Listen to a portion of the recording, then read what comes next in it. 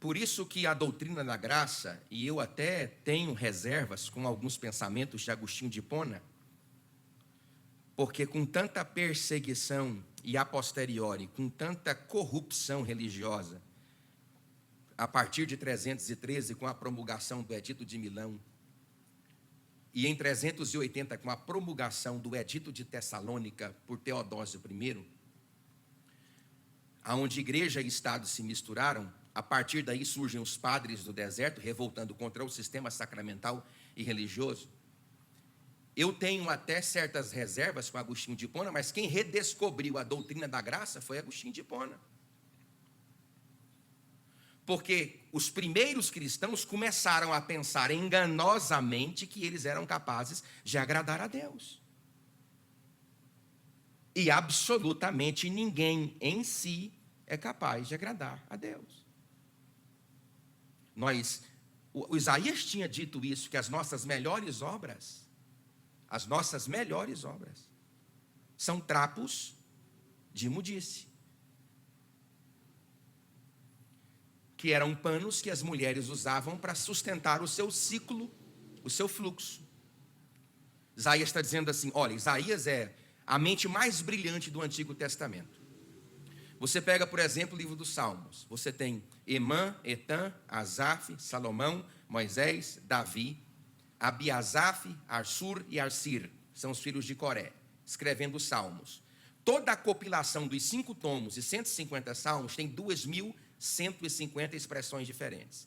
Somente Isaías tem 2.182 expressões diferentes.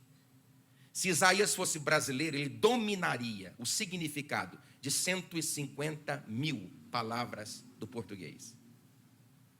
Foi Isaías que disse: as nossas melhores obras são trapos de imundície.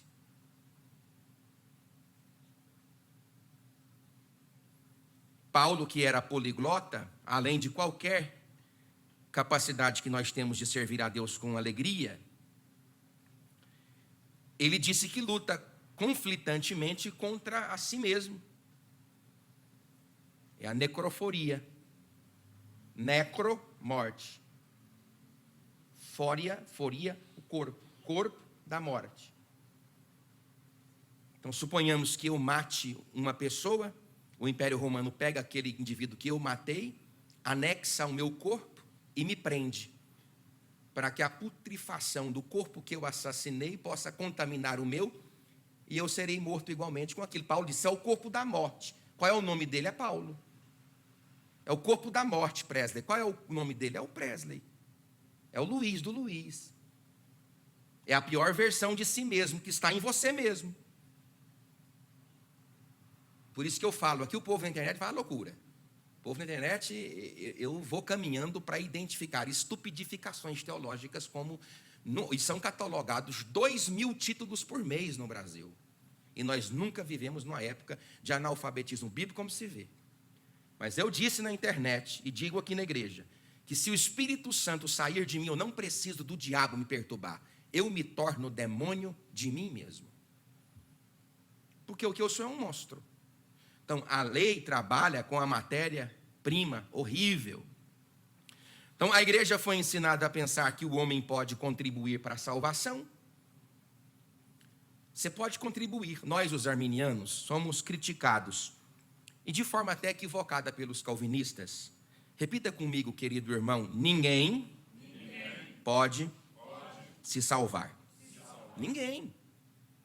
O arminiano clássico, eles até elogiam um pouco de John Wesley, que alguns até criticam John Wesley, mas dando uma certa precedência para a teologia, embora que John Wesley tinha uma doutrina perigosíssima, que é a doutrina da santificação plena. É impossível. É tão impossível que ele disse que no tempo que ele viveu, e olha quem era John Wesley.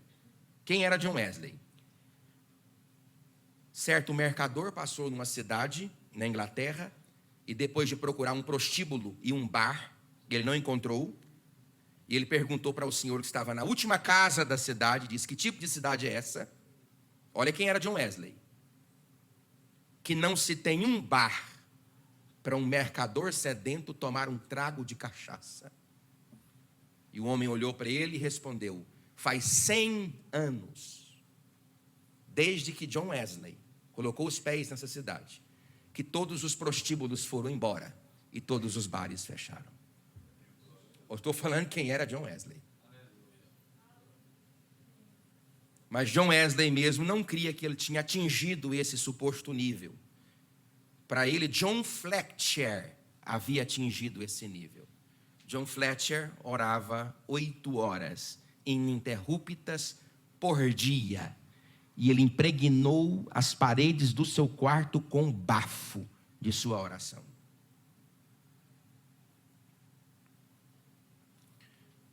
Repita comigo: ninguém pode se salvar